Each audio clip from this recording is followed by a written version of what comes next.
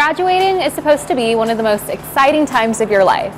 So why does the prospect of having the entire world at your fingertips feel like the most overwhelming thing you could possibly experience?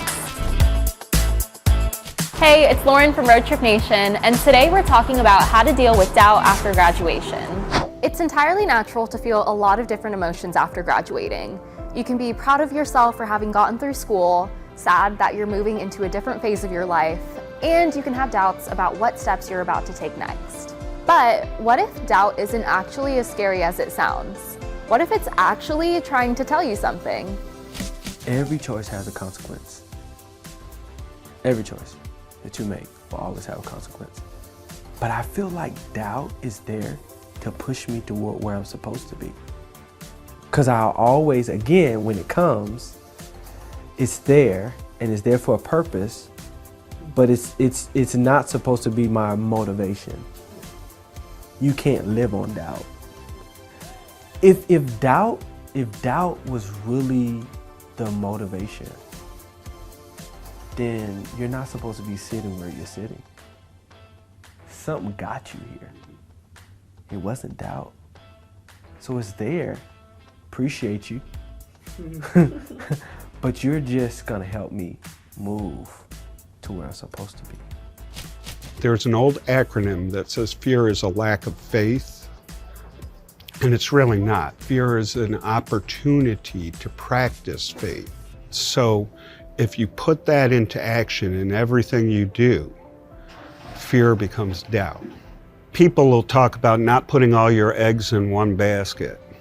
I've put my eggs in one basket hundreds of times based on what my gut was telling me and what my heart was telling me instead of my head.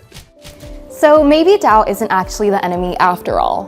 Granted, it still doesn't feel great either, but there are plenty of positive ways to work through it. Think about what it's like to build a muscle. The first couple of workouts are gonna feel a little uncomfortable, and you might even need to take small steps first before taking those big leaps. But over time, engaging that muscle over and over again will help you build the strength you need to quiet that doubt and gain something from it.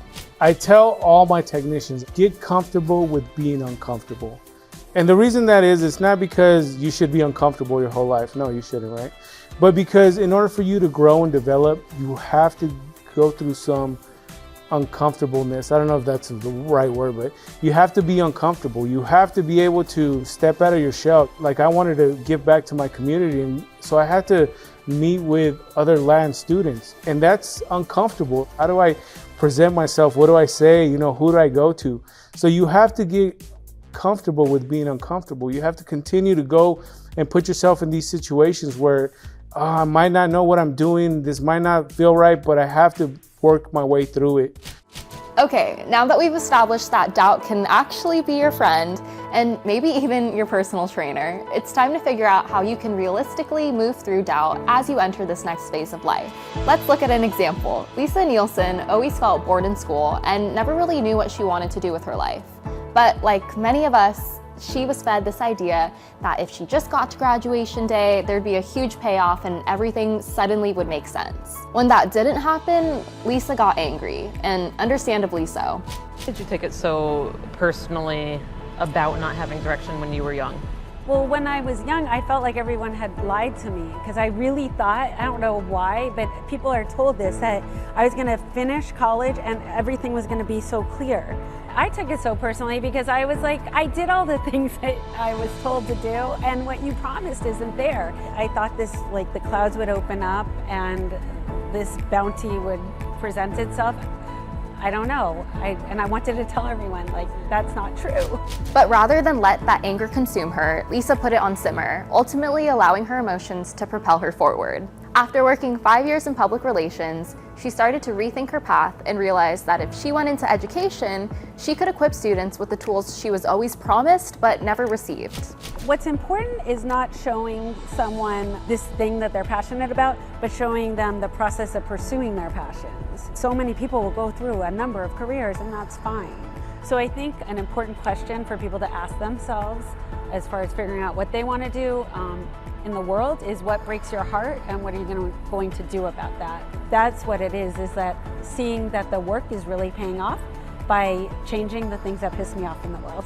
Your doubt might not turn into anger like Lee says, but if you start to experience some new emotions beyond feeling overwhelmed, you can allow these feelings to inform your next steps. And you can get creative with it. Is there something in the world that you desperately want to see fixed? Or is there someone who inspires you in ways that free you from your own self-doubt? Listen to those gut feelings and try to identify what's driving them. They could clue you into what direction you need to go next. And remember, however you end up feeling, someone has probably felt the same way before you. Our world has changed a lot, and even in the last 20 years. But odds are, if you reach out to someone you trust and ask about how they felt after graduation, they'll probably list the same feelings of doubt and fear that you're experiencing too. I remember, graduating or about to graduate, and I was like, what now? What do I do? How do I apply for a job? Where do I look? I had no clue to how to even start. It was overwhelming, especially now with there's so much information at your fingertips at any given time.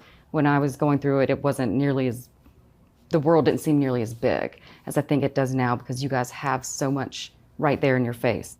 I don't exactly remember how I ended up figuring out how to do it, but I, kind of one foot in front of the other.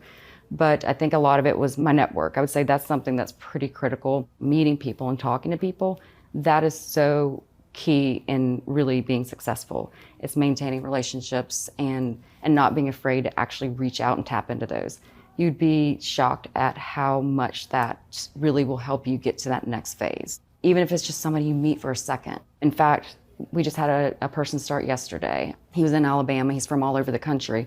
He reached out to us about 6 months ago. He emailed me and my boss randomly because he wanted to talk to us about our port and how that compares to the port in Alabama, because he was working for a utility there.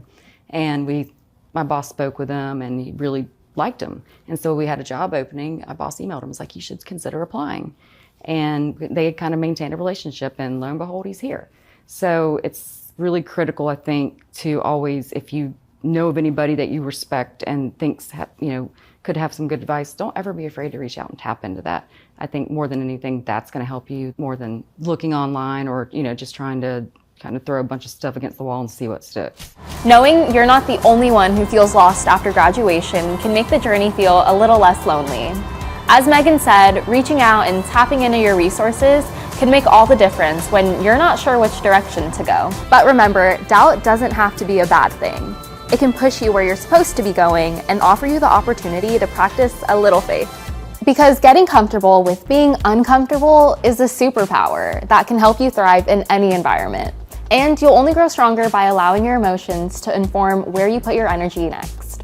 As always, make sure to like and subscribe for more advice on finding the career path that's right for you. Bye!